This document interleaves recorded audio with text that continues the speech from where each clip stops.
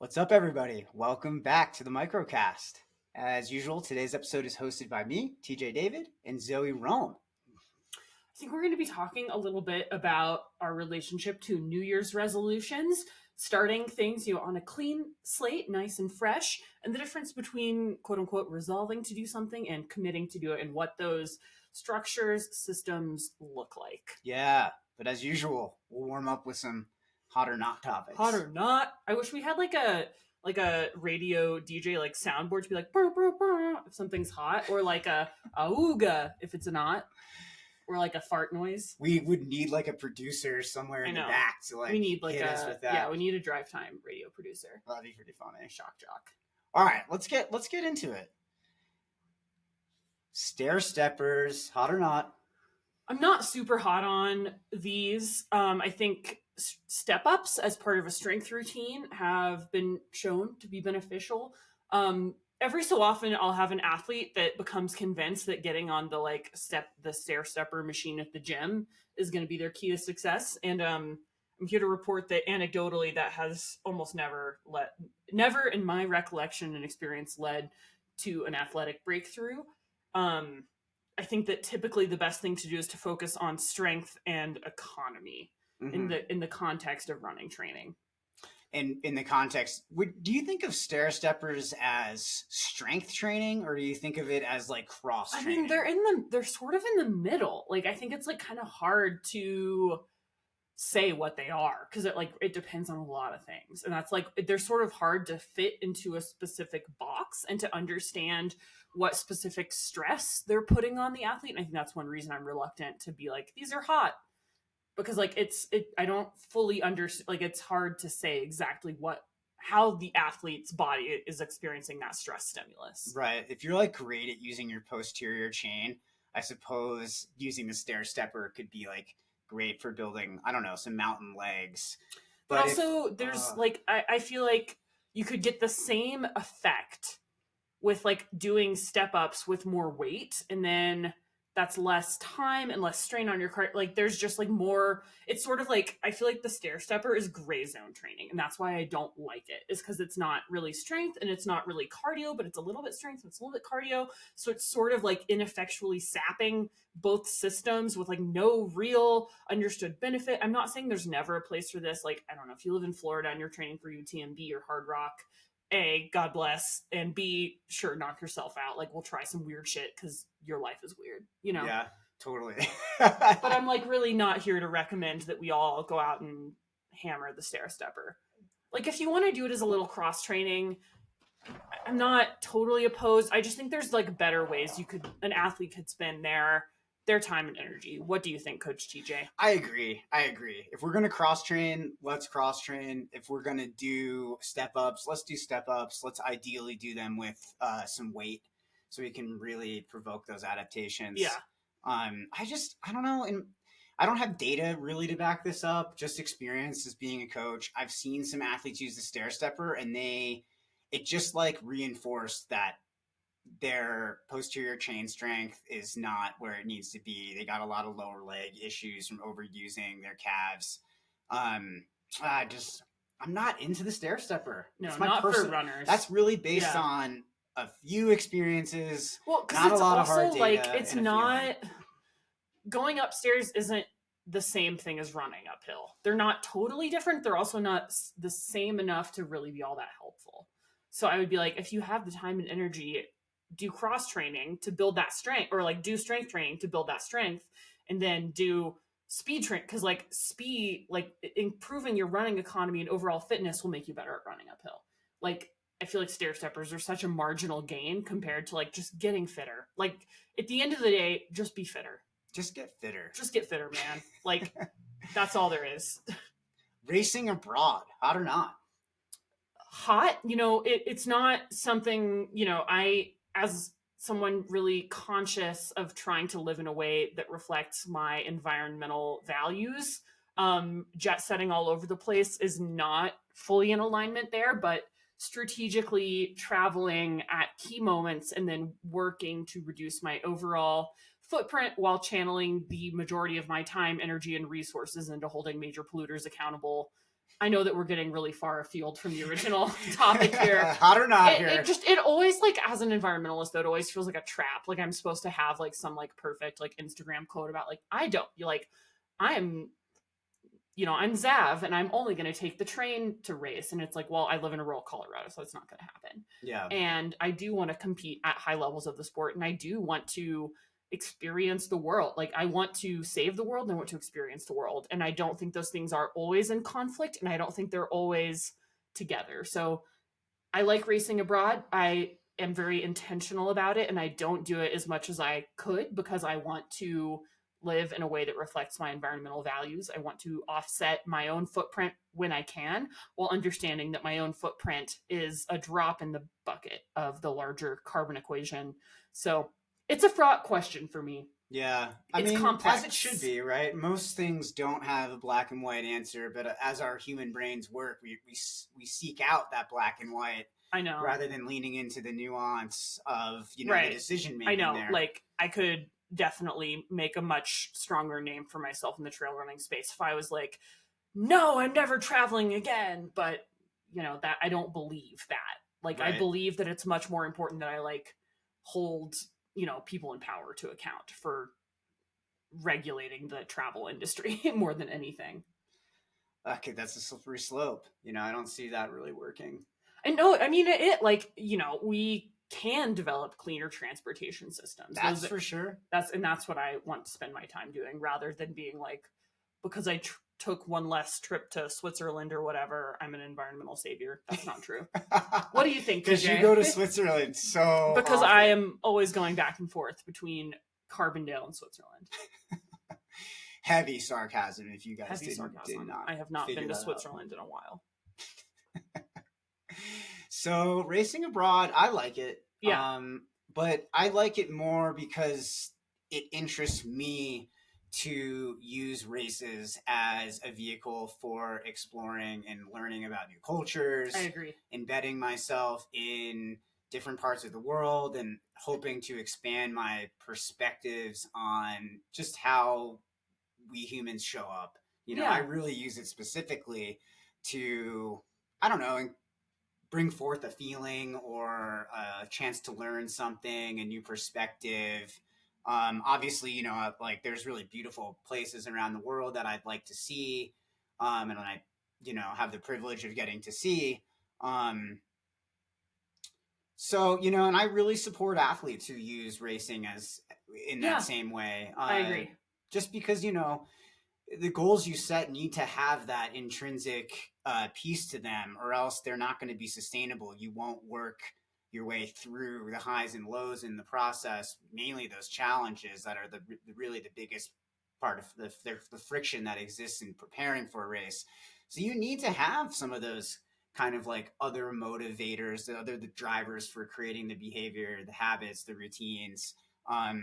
Like going abroad to race, doing something like CCC or UTMB Argentina, those, have been motivated by like cultural experiences for me. They've been motivated by, seeing different landscapes, using, running and the fitness I've built to kind of like move in areas that are unfamiliar.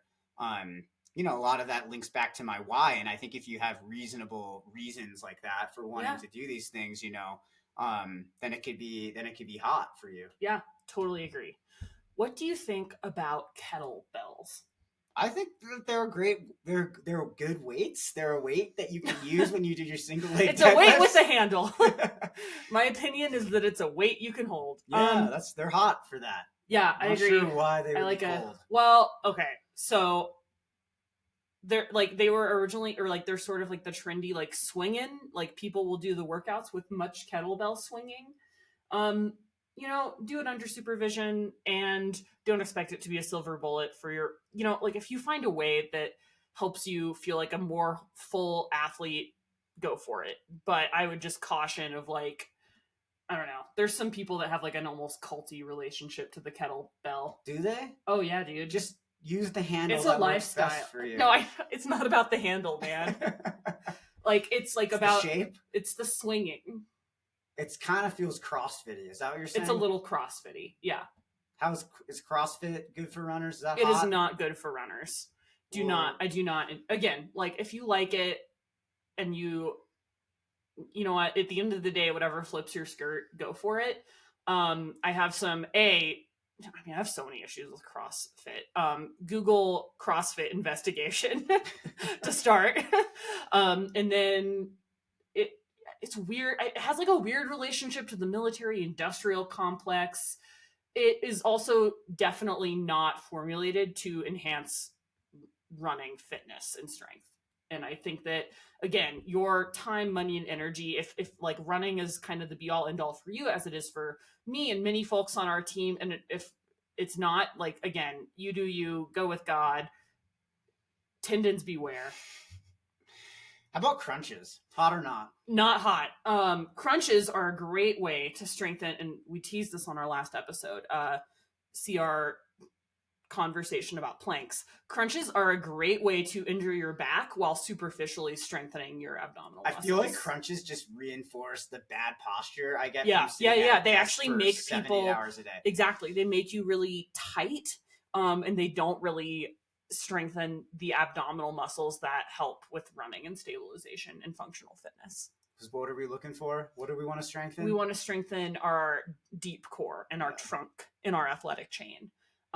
And crunches just sort of like can get you sort of like the superficial muscles, and they put a lot of strain on your back. Yeah, so I feel like you'd be much better off doing those planks, different plank variations, bridges.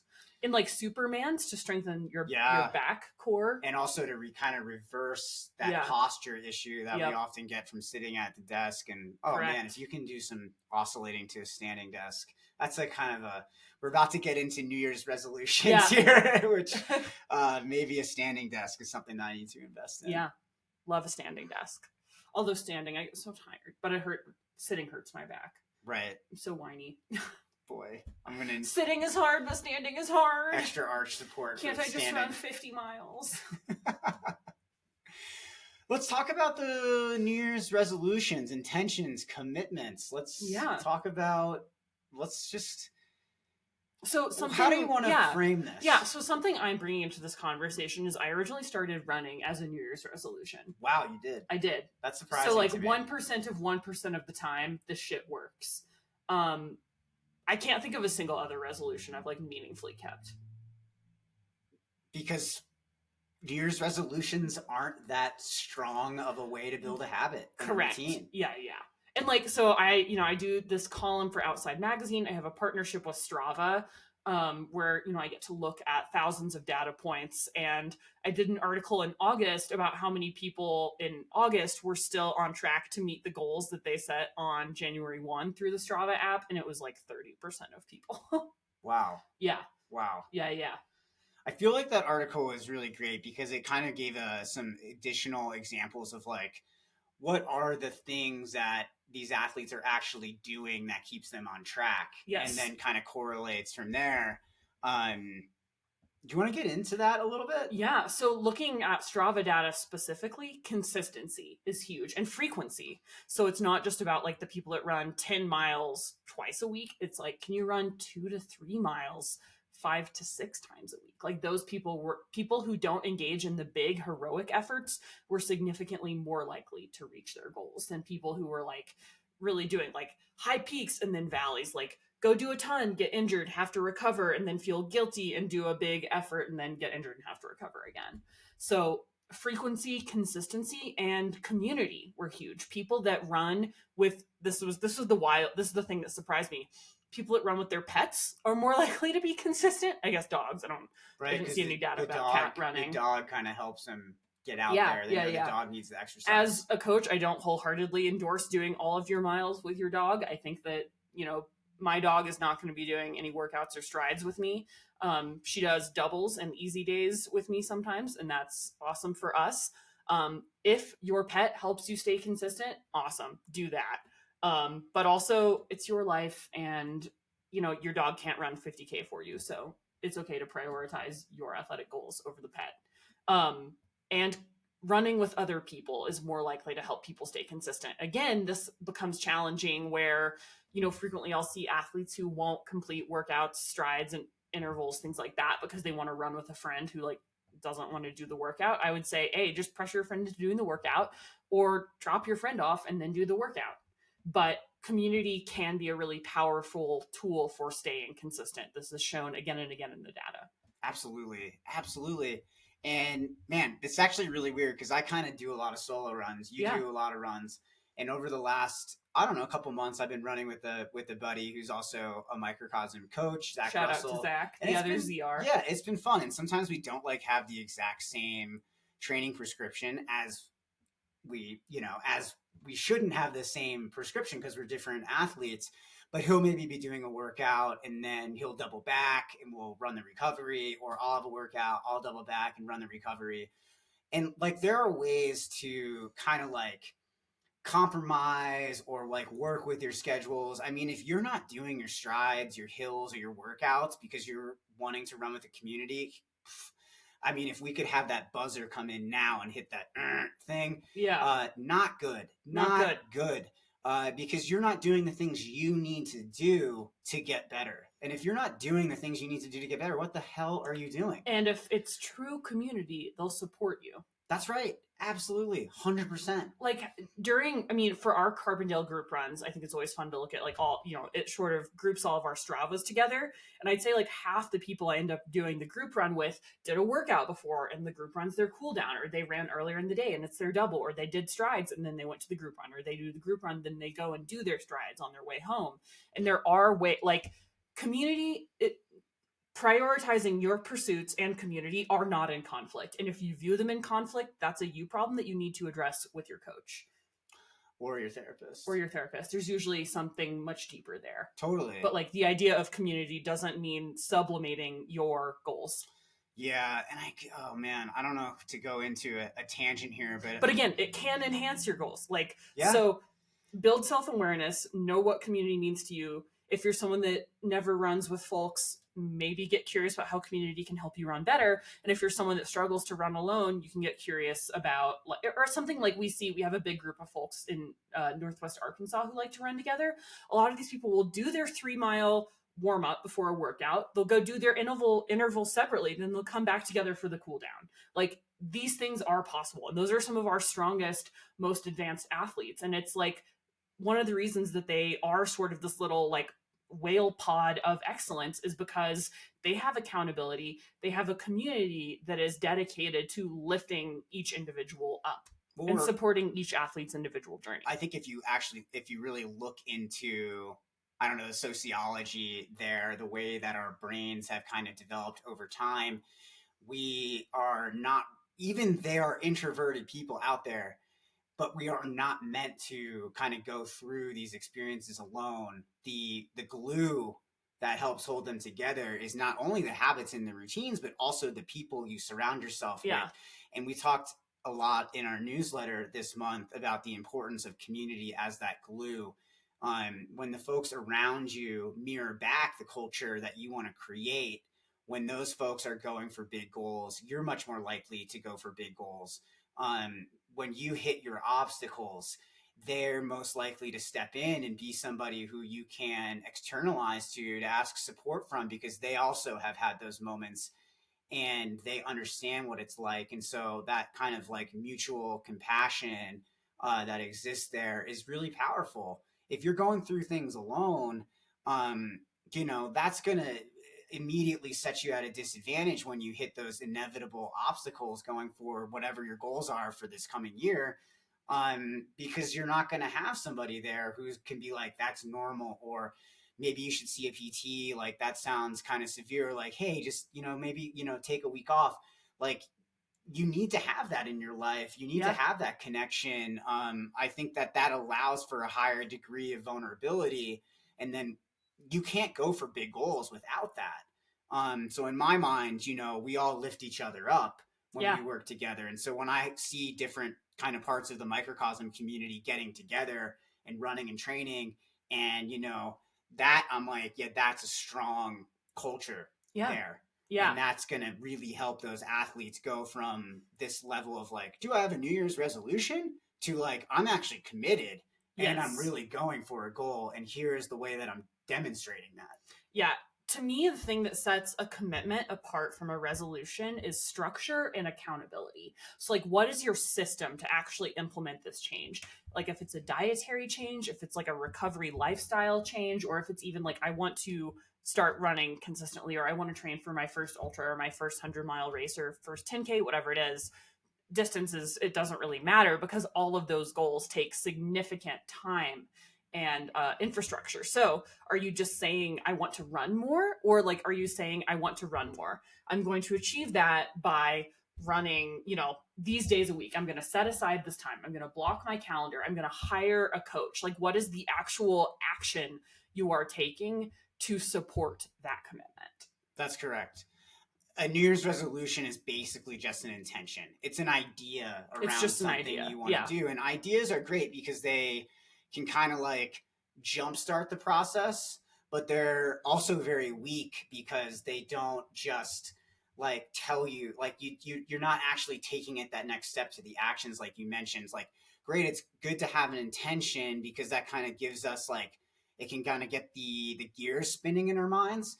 But if you don't like take that to the next level of, okay, now I'm putting in my calendar every day that I'm going to meditate at 12 noon during my lunch break, or every day that I'm going to run 3 miles at 8 a.m., or I'm going to see my PT once a month at, this day and this time, and getting super, super specific and scheduling it in and making it a part of your life. That way the habit's much stickier. It's a big issue. Like I see so many athletes, actually, I'll take that back. In the beginning, when I first started coaching, I saw a lot of athletes operating on the level of intention and New Year's resolution. And, as we've grown as an organization, we've called forward folks who are much more committed. I would say that's like kind of a reason behind the price increase as well, is because we wanted to message to our clients and to our organization that we are looking for committed clients, not just clients who intend to run more. We want to work with people who are committed to running well. Right. And then who are willing to like get on that call and I love this, man, about doing deep dive calls and connecting one-on-one with my athletes, because we go through the habits and the routines, because you're taking somebody who's committed or moving to that place of commitment from intention, and then you're like really dialing in. And so everybody thinks like, oh, that New Year's resolution, it's a big thing. I'm going to go to the gym every day. And a huge mistake they make is like, well, that gym session has to be 1 hour. Oh, yeah. Like a thing I've heard recently on some other podcasts and stuff is like, I'm strength training 1 to 3 hours a week. That's my resolution for this year. That's going to really upstart my taking my training to the next level as a runner. And that's because, lifting heavier can correlate to better gains in economy, and you're processing less oxygen to go at a given pace. And that's really, really great. So so that stuff is true. But at the same time, what is your current routine around strength? Are you even doing, I would 10 never recommend an athlete lift heavy without a program supervised and designed by a professional strength coach. I would agree with that, but let's not go down that rabbit hole. Let's stay on habits and routines. I know, I'm just saying, like, if people hear that and they think I should start lifting heavy, yeah, that's an issue. That's a serious undertaking. Okay. We got that out there. That's just one little caveat. We got that out there. But let's think about like the difference between somebody who doesn't have the habit of strength training at all. Say like, think about like the conversation we had around like deep core earlier in this conversation, right, or like planks in the last conversation. We're like, oh, what do we recommend? Like start with like 1 minute after your runs. Yeah. And build from there. Why? Because that reduces so many points of friction. It makes it so much easier to accomplish that one thing when you make it really small. You're much more likely to do it when it only takes 1 minute of your time. Psychologically, you're going to be like, it's going to be less hard. So as soon as you like try to like go cold turkey on something like this year, I'm not going to drink at all. Okay, great goal. But like it's a lot harder to like not drink at all forever than it is to like once in a while have a beer. Yeah. And this is something that I've been thinking about a lot, is the power of the whenever possible. So actually there's some research that shows that adding whenever possible to the end of goals, like process goals. Like I'm going to eat 100 grams of protein a day whenever possible. Actually, that flexibility allows people to break out of the black and white perfectionistic thinking and will actually enable people to engage with the goal more frequently, which is better long term. Rather than like, oh, well, I didn't get 100 grams of protein today. Why bother? I'm totally off the wagon. Or like, oh no, I didn't eat in a way that was most supportive of my athletic goals today. I'm totally just going to disengage with this goal. Or like, oh, I didn't get my strength training done. If you can move to, I'm going to do 20 minutes of strength training whenever possible. I'm going to double whenever possible. I am going to drink my protein shake whenever possible. And I'm not saying you do that to let yourself off the hook. I'm saying that you do this, and again, this is validating the research, by giving yourself the flexibility that allows you to engage more consistently and imperfectly with the goal. Oftentimes, perfectionistic thinking around goals is what kicks people off the wagon more often than a looser grip on right these and that's things. like creating that huge standard of like, I'm not in line with my New Year's resolution if I'm not doing 1 hour of strength. Right. Like it's all or nothing. It's go big or go home. And more often than not, when you do that, you go home. Or you do it for a few weeks, a few months, and then kind of like that honeymoon phase around things, the spark starts to dissipate. And it's not sustainable. That's right. We actually published a really cool breakdown of a study on Trail Runner this week about the difference between healthy striving and perfectionistic thinking in a study specifically on trail and ultra runner done at the European Trail Running Festival that was really, really interesting. And it showed that striving around things like exercise, strength training, dietary concerns can be helpful, whereas perfectionistic thinking often leads to dependence on exercise, disordered eating, and eating disorders. How do you think that plays in with commitment versus intention or versus New Year's resolution? I think commitment means that you're driving, you're in charge, you are guiding it, and perfectionism is compulsion. So like, are you running because you're like, I am running to get better, or are you running to avoid negative feelings associated with not exercising? So like, that's the difference between like, I am in control, I am driving the car, or like the car's fully running me over because I don't have other healthy coping tools.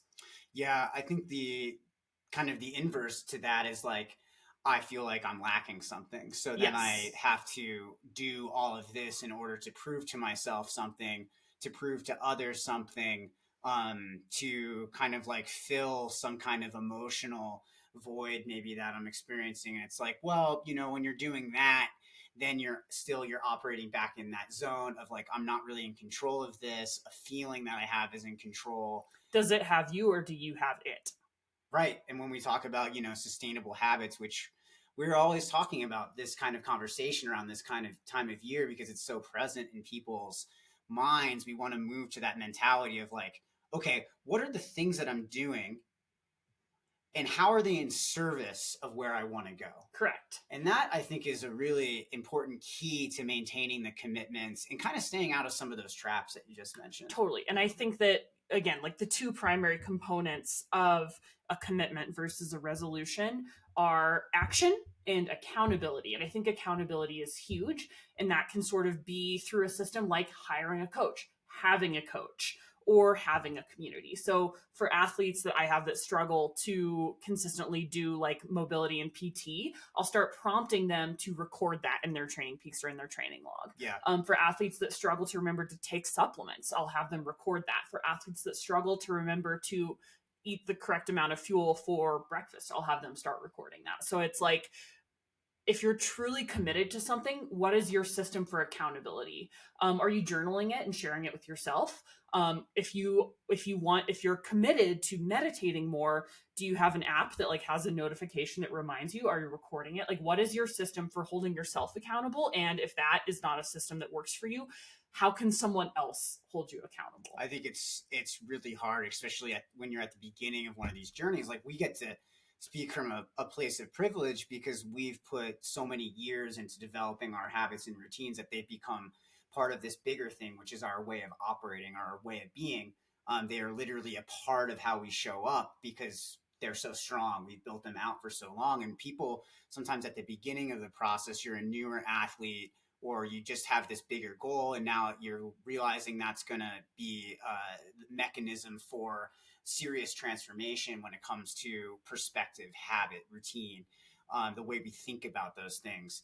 Well, boom, like, am I relying solely on myself for this, or am I going to kind of like utilize other people, bring them in, create that team to help that win that process? And that is a game changing action in service of commitment that you can make because of the way that you just said, well, as a coach, I can hold athletes accountable by doing X, Y, and Z. And I really like that accountability process. An extreme that I go to sometimes is like when an athlete's struggling to meal prep and they're not fueling enough. So maybe they need to meal prep, or they're not getting their workout done because they're struggling to schedule it into their day, or, whatever it is. Something that I do is like, okay, great.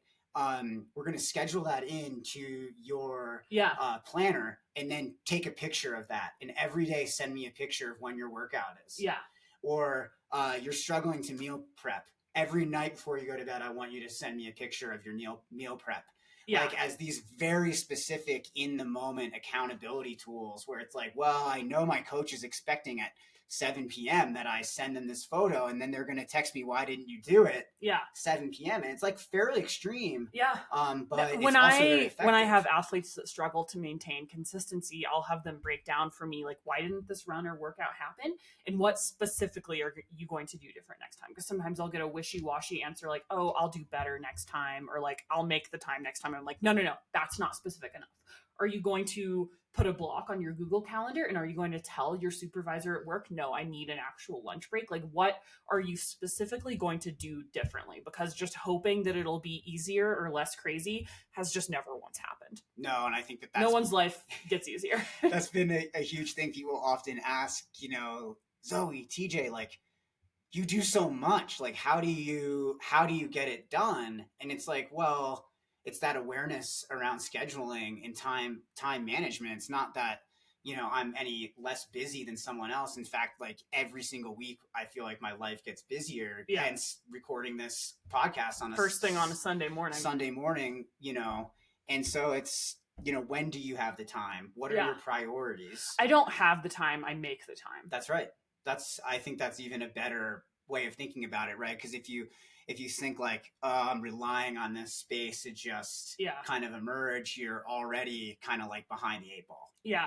And I think for me, some things that have been helpful are making a not to-do list, and instead of saying I didn't have time, or like this slipped through the cracks, I didn't do it, I forgot, I failed to prioritize, and like owning the things like, oh, I failed to prioritize doing my PT and my Achilles hurts, and like really using that language that helps me take ownership and autonomy of these things. Again, mileage may vary on that. I don't think that that's a one size fits all for all people. Different systems and solutions that take into account your specific stress and constraints is important. But a lot of times I think that, saying things like, oh, like, I didn't have time. It's like, you didn't make time for this. Right. Like, and if you truly don't have time, then you must communicate that with your coach so that they can adjust. Sure, you can have a conversation about that. Because, at the end of the day, it's not the coach's job to determine to read your mind. Yeah, or to determine like the proper schedule for an athlete. Right. It's a collaboration. Yeah, that's a two-way conversation where both people, okay, here's the coach is like, here are the gaps I see, or here's the way I see this could be structured in a way that serves you based on what I'm hearing.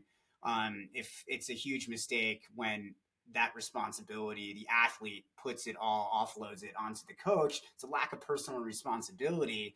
It's basically saying, again, I don't have time. But if these goals are truly important to you, if the transformation you're hoping to have in the practice or process of working towards those goals, if you want to achieve those things, it involves that two-way street. Part of that coach-athlete relationship. And a big thing that I think that has been really transformative for me is having all of these things be a practice. The way I eat is a practice. I'm always trying to finesse and better serve myself. The way I write, it's a writing practice. It's not just a habit. I want to think about allowing that space for imperfection, for allowing flexibility. For running, it's a practice. It's not a performance. Sometimes there are performance moments, but primarily what I'm doing is practicing, and it is imperfect and it is flawed, and I'm not always going to get it right, but I'm going to more often than not show up as best I can. That's very Zen or Taoist. I mean, it's something that like I learned from yoga. Is like people say like my yoga practice. I think that's a transformative framework that we can graft onto a lot of things that mean a lot for us. For me, it's running. For me, it's writing. For me, it's comedy. It's a practice.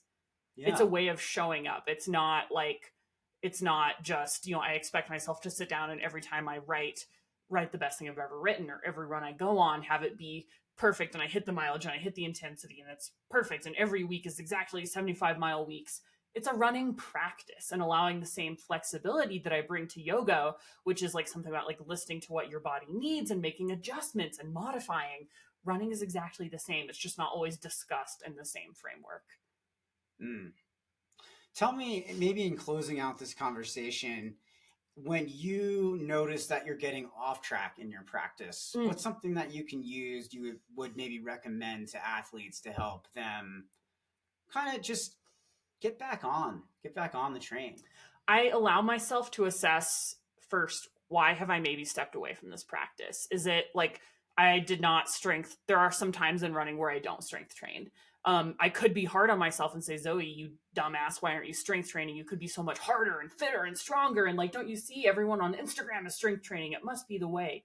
No, like there might be a reason that practice isn't serving me. And I might maybe intuitively took a step away from it. What are my stress levels like? Am I getting this need met through another modality? So assessing why that practice is not a part of my life. And if I assess like, actually, I would benefit from reconnecting with this practice, establishing how, and then accountability. So systematizing it and then accountability. So I have a coach and I have a like sort of like a not quite like an executive coach, but I work with Laura Pence, who helps sort of keep me on track in terms of like meeting my professional goals. So I have a framework, I have an infrastructure for specifically establishing and staying on track with those goals. For a lot of folks, I think like anytime you have a nutrition goal, that's something you want to get supervised by a professional. Those are not really things, those are not levers we really want to be pulling on alone. If you want to get mentally stronger, work with a mental performance coach or a therapist. If you want to get stronger physically, work with a strength coach. Like you need to systematize these things. But I think it's always good to honestly address like, does this practice truly serve me? Just because it's something that the culture says generally serves most people, we can't all do all things all the time. So seeing, does this fit in with where I'm at right now? And does this actually serve a purpose in helping me get to where I want to be? And just having an honest conversation based in self-reflection and awareness around that. And not having it come from a place of lack. Not like, oh, I don't feel like I'm enough of an athlete, that's why I should strength train. That's a bad reason to strength train. If you're like, I feel I run better when I strength train, that's a good reason to strength train. I run healthier and more consistently when I strength train, great reason to strength train. A place of lack is not a good place to make any decision from. It should be from a place of awareness and completeness. That essential self I hear coming out there. Sure. That's really whatever awesome. You want to call it. For me, I don't use that phrase in my head. What do you use to kind of connect yourself to the abundant side of you? Awareness. Awareness. Yeah, I genuinely think that when I reflect on where decisions are coming from, bad decisions come from a place of scarcity. Good decisions come from a place of taking honest stock of what resources are available to me. And when you're doing that, are you consciously aware of your values in those moments? Yes. And I try to commit to things that are more and aware of my values.